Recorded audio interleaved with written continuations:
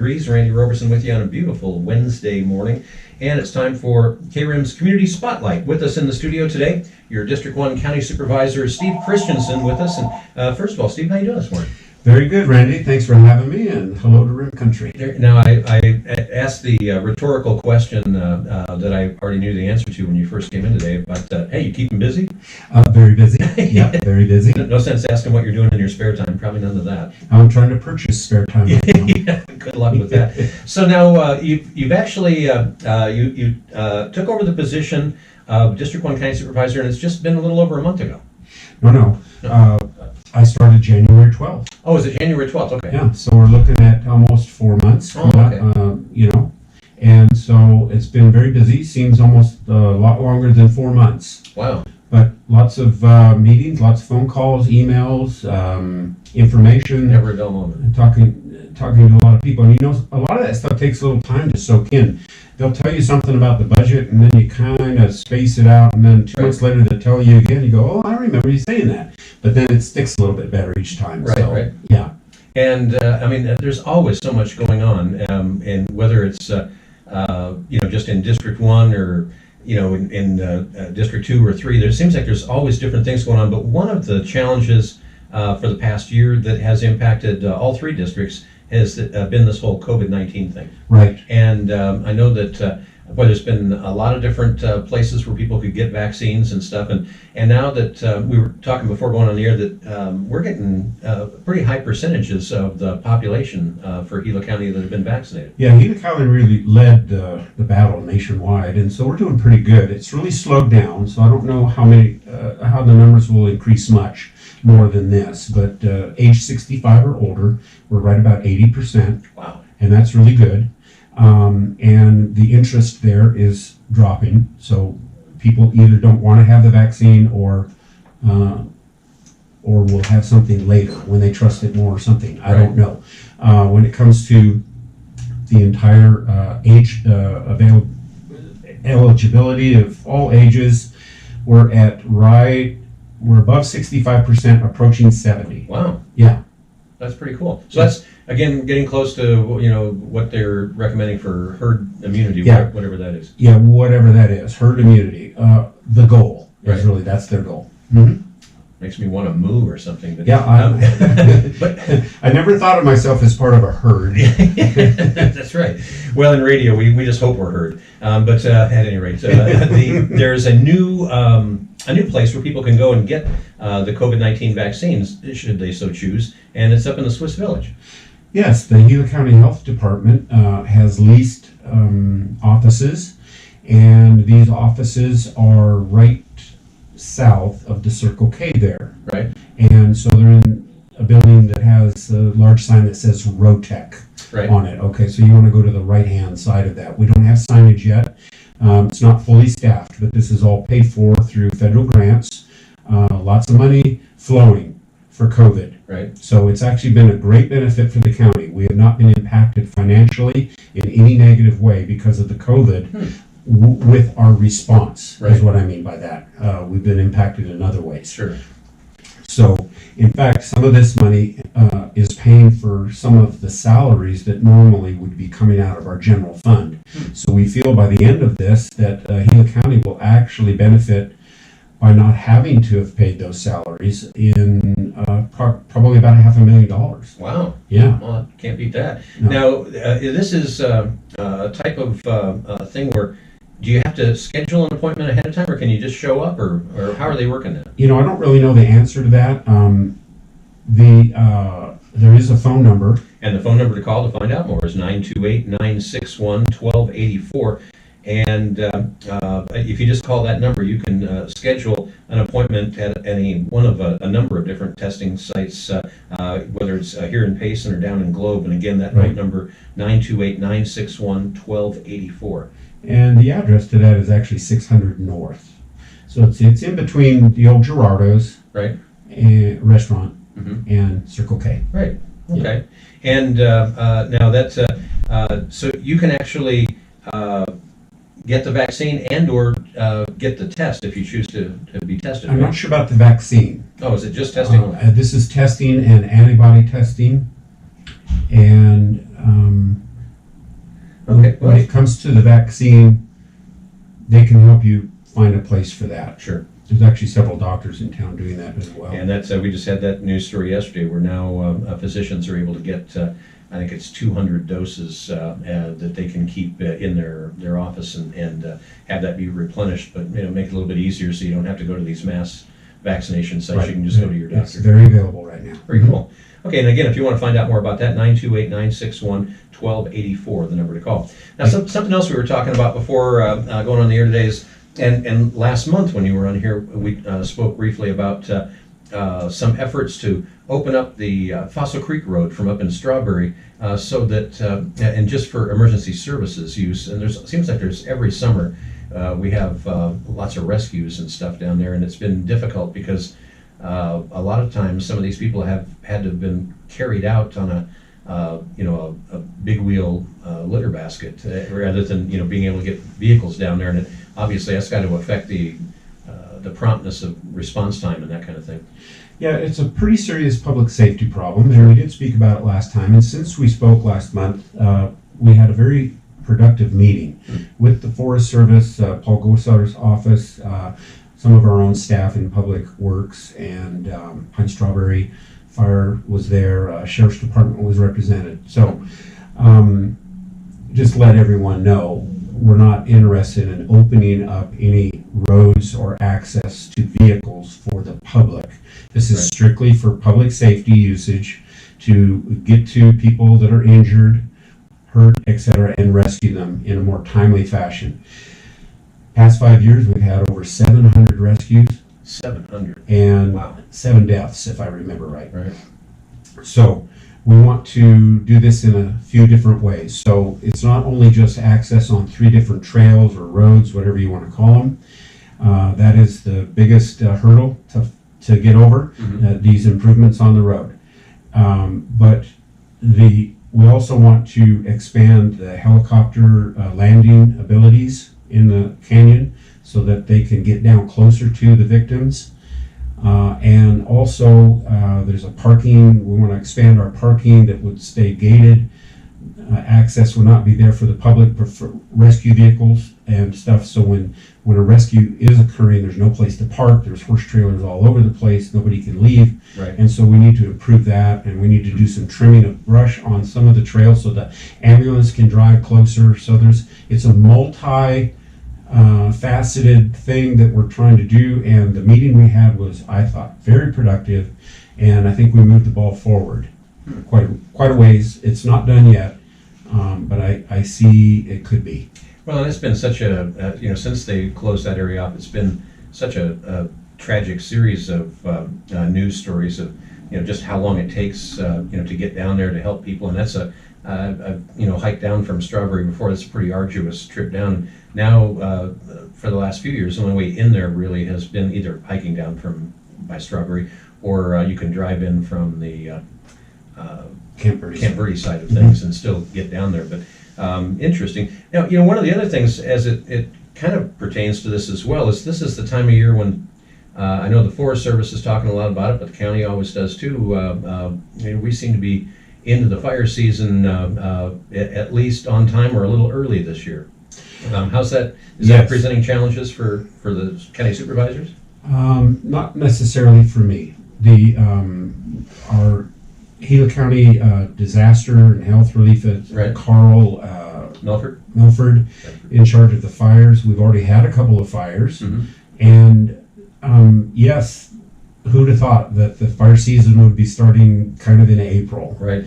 And so it's going to be a very dry year this year. It's unusually dry this year compared to just the last couple, and so we need to really be careful. I anticipate the Forest Service will put fire restrictions on soon. I have no control of that, but I could possibly make a suggestion if I feel it's right. They're trying to weigh the economic damage involving closing the forest. So at some point the forest probably will be closed like it is annually. That makes sense.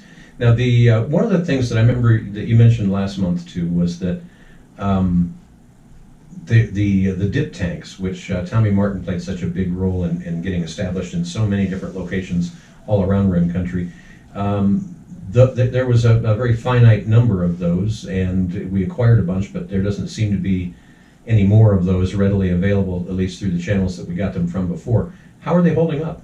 Well, it's a bladder. It's kind of a vinyl bladder, so it just looks like a giant pillow. A big waterbed. Waterbed, yeah. And so they're deteriorating. They're from the Iraq War, and they're surplus. So they were used for a time, and then we got them, and so they've served well, and they'll continue to serve until they deteriorate more. Right. But we are looking at improving that right now, and I think we can get grant money for that.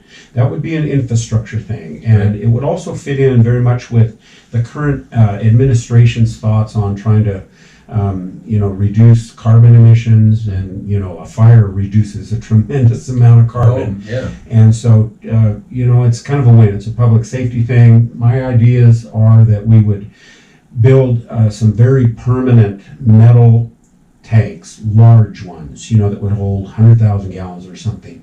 Have that fenced off, and then helicopters can come in and grab that water really fast Right. and really easy. And we would maybe get 2 or 3 of those in the rim country. So a helicopter only has to travel maybe a maximum of a few miles to get. And that kind of staging has been attributed to some really big saves, over the past few years. In that, like you say, they don't have to travel too far to get refilled, and they can make a lot more trips on a fire real quick.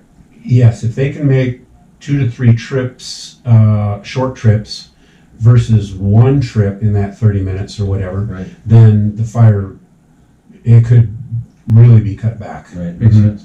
What about now when it comes to, we were talking a little bit about the whole COVID-19 pandemic for this past year. I mean, I think that everybody's been impacted so many different ways, but when it comes to the county from just county revenue, standpoint and things like that, has this last year had extra challenges on the bottom line for the county as a result of this pandemic, and or as a result of perhaps decreased tourism and things like that we extrapolate, some monies from? Right, just the opposite has Really? happened. Huh. The county is in good shape. Right. The county has had a very good year. I think the pandemic has created tourism into our county. Wow. People leaving the valley, people getting out, going to a more rural setting. Right. It's not safe to be in big crowds, so let's go out to Gila County and hang out in the middle of nowhere. I like that. So yes, there's been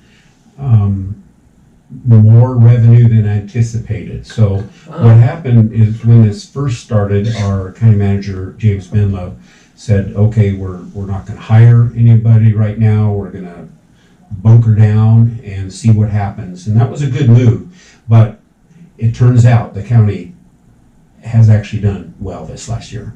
That's really interesting. County's in good shape. Who'd have guessed? Who guessed? Yeah. That's a good thing, though. Yeah, it's a good thing. So the pandemic's not all negative. There are things that happen that have created some positive too, as well. What do you think? From the time that you've been in office now, what do you see as the biggest challenges that Gila County and specifically District 1 faces?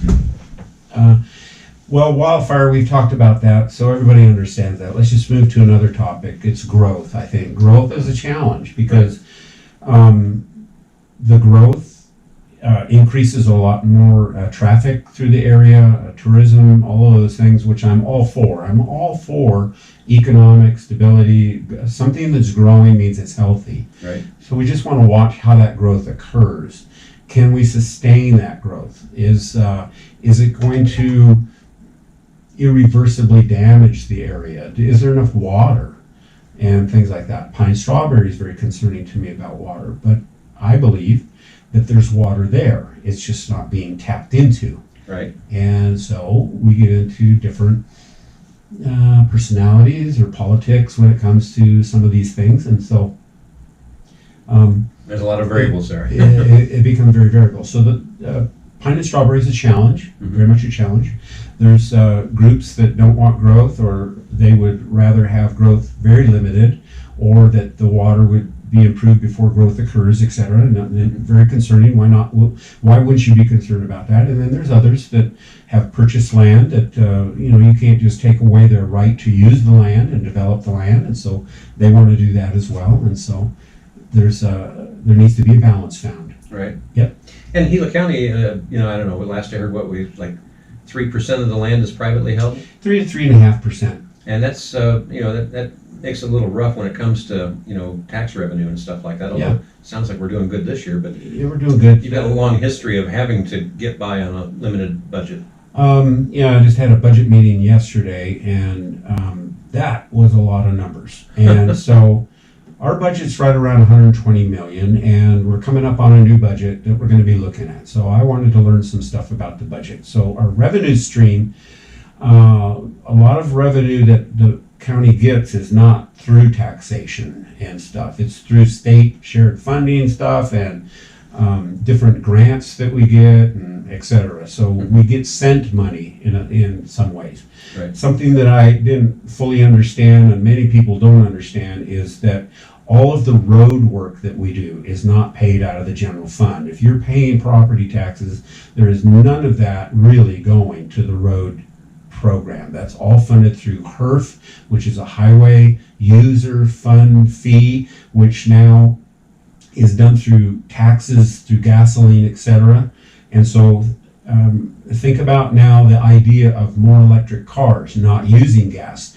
That taxation now is not occurring as much because of more electric cars. So they're going to have to look at that and say, look, we still got roads to repair, and these people are using the roads, and we're not getting any money in for that. So they'll be looking at that, and that's fine. So then also the property taxes we pay are at a rate of 4.19, I believe, and that's a percent per 100 in valuation. Okay, so there's a valuation there. And so as the value of your home goes up, your taxes will go up respectively. But taxation, that number 4.19 has not gone up for over 10 years. In fact, it was reduced 10 years ago.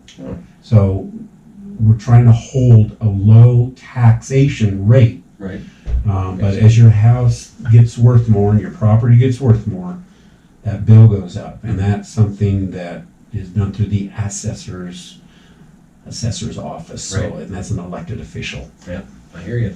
You know, one of the other things when we talk about roads, I've got to ask, is has there been any new talk? And I know you get pulled in a lot of different directions, so it wouldn't surprise me if there's no new news. But have you heard anything new as far as the projected construction start date on the bridge down in Tonto Basin going over Tonto Creek? Yeah, I've not heard anything new. The latest that I heard, I think I reported last time I was here, there's some migratory bird study that's going to occur next spring. So it's on hold. So I called a man that's on the board of ADOT and asked him about it. And he said, well, it's slated to occur. It's not on the schedule yet because we're waiting on those things. So ADOT will be sort of in charge of that bridge, but of course it will go out to bid, and a construction company will be doing it. I'm a simple guy, and I think simple thoughts. But it always kind of intrigued me that we have to study a migratory bird because of where the bridge is going to cross the creek. Last I saw, migratory birds could move. I don't know. To me, it's amazing how this thing has gotten slowed down. You're wondering why common sense does not prevail at the government level. I'm trying to choose my words carefully, but yeah. Yeah, these are things that the Environmental Protection Agency comes up with, or perhaps Fish and Wildlife comes up with, and so they're just all these hoops and hurdles, and so it ends up costing the project more money, and everyone's got to belly up to the bar to get as much of the money out of it that they I just read something someone handed me, and I didn't realize this, but there's a new gardener snake that has been now considered endangered. It's called the New Mexico Arizona snake. I can't remember the name of it, and so that will impact at some level development and things like that. Doing studies on these snakes, in areas that I don't want species to go extinct either. Sure. But what happens is when things are declared endangered or beyond threatened, then it can stop a lot of projects. Right. And that's, I don't know, it seems I'm amazed that it's taken so long. But at the same time, you got to do what you got to do, and I know you guys have your hands tied, and everyone's just kind of Yeah. in a hurry up and wait mode right now. Yeah, a lot of people think that, well, the government can just make a decision and go forward with it, but it's really not that simple. There's checks and balances. The way our government works is through a lot of checks and balances. Right. Well, it's matter of fact, just got a text message sent to me that Supervisor Christensen has already made a big difference in Gila County. Oh, well, isn't that nice?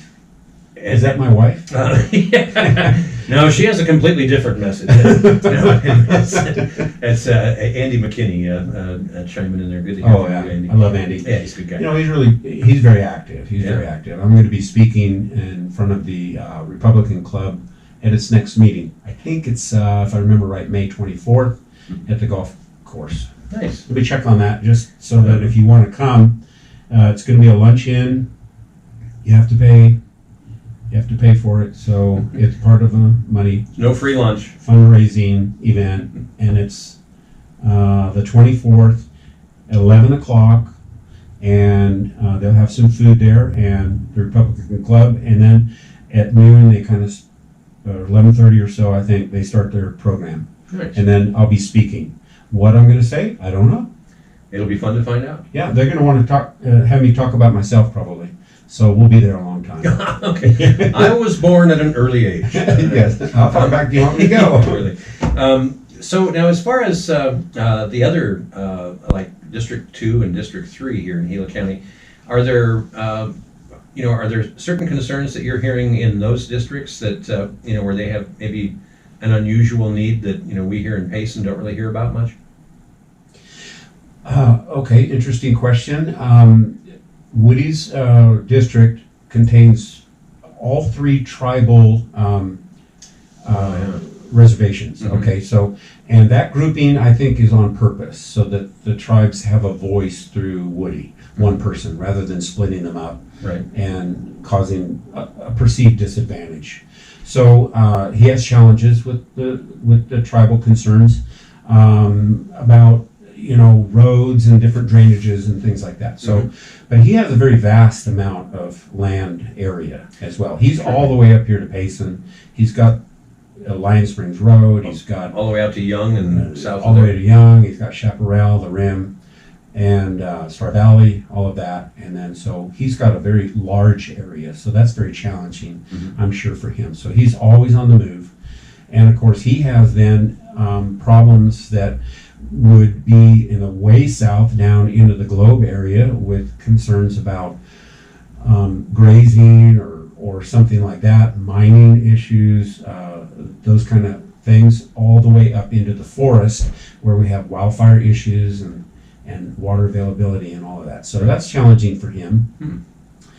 Tim Humphrey has District 2. So District 2 in a nutshell is Gaisela South, kind of, and it involves Tonto Basin, where you live, and then continues further south and ends up down into Globe as well. So he has a lot of different issues, different types of groups, some that want to grow, some that don't want to grow. We just had this, and let me tell you this too, this is something just came into my mind.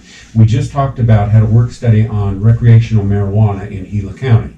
Okay, so Globe is an incorporated city, just as Payson and Star Valley are. So the incorporated areas, the county doesn't control what they want to do in their towns. And it shows the difference. This is the difference between the South and the North in its mentality with regard to recreational marijuana. Globe wants it. Globe encouraged it. Globe invited it. And they think it's going to be a boon for them tax-wise. So they want that. That's okay. And we don't control that. So the medical marijuana moved out of there. They weren't making any money. They moved out of there, and now recreational will be in the town of Globe.